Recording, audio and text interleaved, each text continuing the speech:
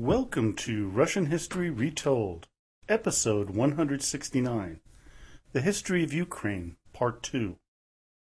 Last time, we covered the early years of the lands that were to become the country known as Ukraine. Today, we pick things up before one of the major events of Ukrainian history, known as the Ruin.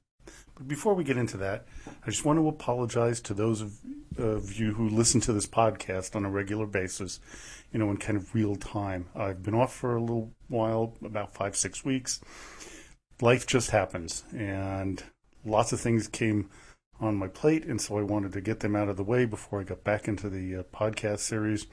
And then I got a pretty bad cold, and it made my voice at times sound like a 14-year-old adolescent boy whose voice is changing, and then it switched over to a raspier version of Joe Cocker. But now I'm doing better and ready to get going. We're now in the early 1600s, and the lands of Ukraine were being split apart by various factions, led by the Poles, Lithuanians, and Russians, and some talk amongst the Swedes. Added to this, we have the most powerful remnant of the Golden Horde, the Crimean Tatars, raiding the countryside, taking slaves with them to sell in the Ottoman Empire. The number of slaves they captured was by no means an inconsequential amount. It has been estimated that close to 1 million people were taken. This led to great fear throughout the land, all the way up to Moscow, which had been destroyed by the Tatars as late as 1571. While the land around Ukraine was highly fertile, it was also a dangerous place to live, so few would take the risk. The setup for the time of the Ruin has the various groups vying for power. Zaporozhian Cossacks in the region were the main internal power, but for many years they were not really unified enough to present a threat to any of the other powers that be. Around 1648, an uprising against the Poles by the Cossacks was led by Bohdan Khmelnytsky and Pedro Doroshenko. The new hetman, or head of the Cossacks, Khmelnytsky, was a charismatic man and very able leader. At first, he rose up against the Poles with the Crimean Tatars as his allies. At the battle fought from June 28th to the 30th of 1651, the Cossacks and the Tatars faced a smaller yet better trained and supplied army of Poles. Faced with the tough conditions, the Tatars abandoned their former allies, even going so far as to take Khmelnytsky as a hostage. Released a short while after the Polish victory, the Cossacks were forced to sign a treaty which had quite harsh terms. Because of it, they looked eastward, toward Moscow, as a new ally. The one thing that the Cossacks and the Russians had in common at this time was a religion, Orthodoxy. Given that the Poles were Catholic and the Tatars were Muslim, this would seem to be a natural alliance. But the Russians were not aiding the Cossacks because of their co-religious beliefs. They were looking to expand their territories and find a way to destroy their enemies to the south, the Crimean Tatars. Unfortunately for both Russia and Ukraine, this was not to be accomplished until 1783. The Tsar at the time in Russia was Alexis, who was dealing with a whole host of problems, most of them financial, coming out of the time of troubles, which ended during the reign of his father Michael. In 1654, Hetman Khmelnytsky signs the Treaty of Pereyaslav, with the Russians making them a protectorate. In 1657, Bohdan Khmelnytsky died without a clear succession plan. His young son Yuri was installed as the new hetman, but he was only 17. He was also a pretty poor leader and made deals with the Poles, and then the Russians, and then the Tatars, and it seemed like depending on which way the wind blew is where his loyalties laid. After the disastrous deal with the Crimeans, he gave up his leadership role and retired to a monastery in 1662. But he came back in 1672, but failing yet again, he went into a Greek monastery only to be pulled out once again by the Ottomans to serve as the figurehead leader of the Cossacks in the Russo-Turkish War of 1676 to 81. Back to the Ruin. The players who were to ravage the region included the Russians, Poles, Tatars, and Turks, along with internal strife between the richer and the poorer Cossacks, with the lowly peasants of the region being caught in between all of the combatants. It is estimated that hundreds of thousands of people died during the 30-year period of the ruin. In the end, the Russians and the Poles divided the land of Ukraine between them with the signing of, and this is a great name, quote, Eternal Peace Treaty of 1686. Now, the reason for the signing of the treaty between two bitter enemies was the threat from the Ottoman Empire in Ukraine. What it did was to open the door for a new enemy to enter the picture, the Swedes. Now, before the Swedes jumped into the picture, we have yet another Russo-Turkish war, this time stretching from 1686 to 1700. Allies of the Russians and Poles included the Holy Roman Empire and Venice. They were all fighting against the continued expansionist aggression of the Crimean Tatars and the Ottoman Empire. The new hetman of the Zaporozhian Cossacks was a man whose name you should be familiar with. Of course, anybody who remembers the Peter the Great series should remember him, Ivan Mezpa. In 1700, the Great Northern War began, led by two charismatic leaders, Peter the Great and Charles XII. At first, the Cossacks stood by the side of the Russians, but when things began to look dicey, they decided to switch sides and join forces with the Swedes, which, as you might guess, was a very bad thing to do. When the Russians came up with a decisive victory at the Battle of Poltava, Charles and Mezpa were forced to flee into Ottoman territory. Tsar Peter knew he could no longer trust the hetmanate and any thought of an independent Ukraine. But in that era, in that time, the mistrust, in 1710, the constitution written by Philip Orlik, also known as the Pacts and Constitutions of Rights and Freedoms of the Zaporozhian Host, became one of the first state constitutions in Europe.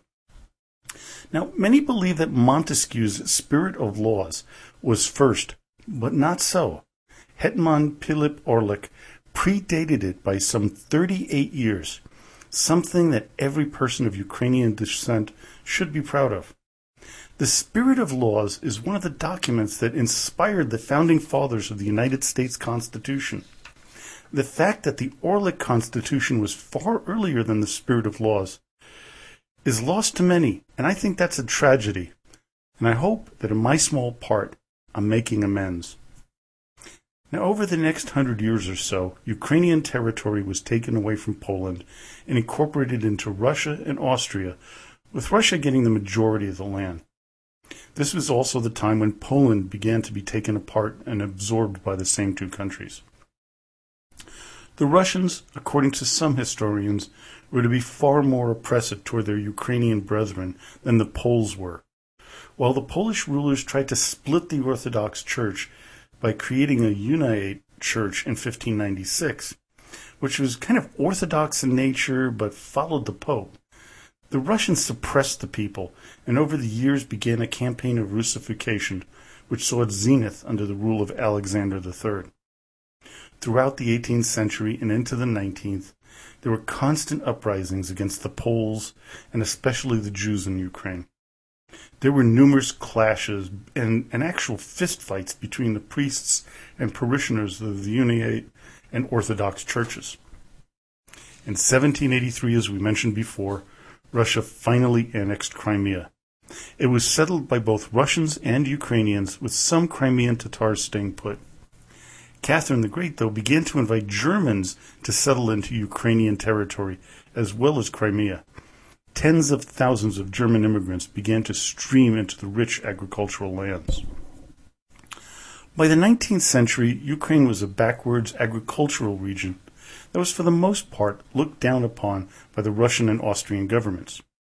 While Ukrainians did serve in the Russian government, their people saw little aid coming from St. Petersburg. It was, of course, ravaged by the invasion of Napoleon in 1812. The scorched land policy of Kutuzov proved devastating to Ukraine and its people. It would be many years before they fully recovered from that war. Within the Austrian-controlled region of Ukraine, There were more nationalistic groups than in the Russian area, as the Habsburgs were far more lenient than were the Romanov Tsars. When World War I came about, as you might imagine, some Ukrainians fought on the side of the Austrians, around 250,000, while 3.4 million fought on the side of the Russians. As you might imagine, this split is part of the bad blood between Ukrainians today. There was a Ukrainian legion that was formed by the Austro-Hungarians to fight the Russians, and this legion continued on after the war against the Bolsheviks, which was in part spurred on by a nationalistic movement for a free Ukraine. After the brief Polish-Ukrainian War, which was fought between 1918 and 19, the Poles took control of western Ukraine, which was agreed upon with the Peace of Riga. Fighting continued throughout Ukraine during the Russian Civil War, with hundreds of thousands dying. In the immediate aftermath, there was the first of two major famines to hit the region, the famine of 1921. As the Soviets began to take over the country, Ukraine was to suffer greatly due to the process of collectivization. Stalin believed that the USSR had to increase its rate of industrialization to match the rest of the world, and that agricultural areas like Ukraine were a hindrance to this goal. Many of the farmers resisted collectivization, and those that did were met with harsh treatment. Not only were they deported, but whatever food they did grow was to be turned over to the authorities. Not a bite was to be kept. If they were found to even save a rotted piece of food, they could be shot, tortured, or sent to Siberia. Many were. Now, the starvation that occurred in the 1930s was known as the Great Famine, or the Holodomor. There is a debate among scholars about whether this can be considered a genocide or not, but I side with those that believe it was. Documentation showed that Stalin and his henchmen had little regard for the suffering of the population of Ukraine, as they believed that many were anti-Bolshevik and that their deaths would actually bring greater stability to the Soviet Union. During the 2 years of the Holodomor, 1932 through 33, it has been estimated that between 3 and 7.5 million people died because of the famine in Ukraine, with tens of millions more suffering its effects. If you look this up online, go to Wikipedia, places like that, you see the pictures of people just lying on the ground, dead. Children looking like stick figures, looking like they came out of a German concentration camp. This punishment of peasants was a foreshadow to another genocidal event, the Great Terror of 1937 through 38. The purge of Communist Party members and anyone suspected of being against Stalin was also known as the Yezhov-Shishina, after NKVD head Nikolai Yezhov. The focus of much of the Great Terror in Ukraine were the kulaks, or the supposedly rich peasants. They were summarily rounded up, usually because someone ratted them out, with many being executed on the spot, and others being put in rail cars and sent to Siberia. Millions yet again suffered. Then came the beginning of World War II in 1939, where the peace agreement between the Nazis and Soviet Union divided Poland up and gave back the Ukrainian lands to the USSR. Of course, on June 22, 1941, we know what happened. The Nazis decided to invade the Soviet Union, and where did they march straight through? Through Ukraine. As it was with the fighting in World War I, Western Ukrainians joined with the Germans to fight against the Communists, although the majority sided with the USSR. But Hitler had little to no respect for the Ukrainian people and treated them with brutality whether they were on his side or not. This caused many to switch sides, and a large partisan movement developed. This movement was in part due to a depopulation program throughout Ukraine to prepare for German resettlement. The war caused somewhere between 5 to 8 million people to die in Ukraine, with an additional 1.4 million Ukrainian troops to fall. When you add the deaths from World War I, the famine of 1921, the Holodomor, and the Great Terror to this, you come to the horrible realization that over 15 million and maybe as many as 35 million Ukrainians died, in less than 30 years from 1917 to 1945. In post-World War II Ukraine, the rebuilding process was truly daunting. Over 28,000 villages and 700 cities were destroyed.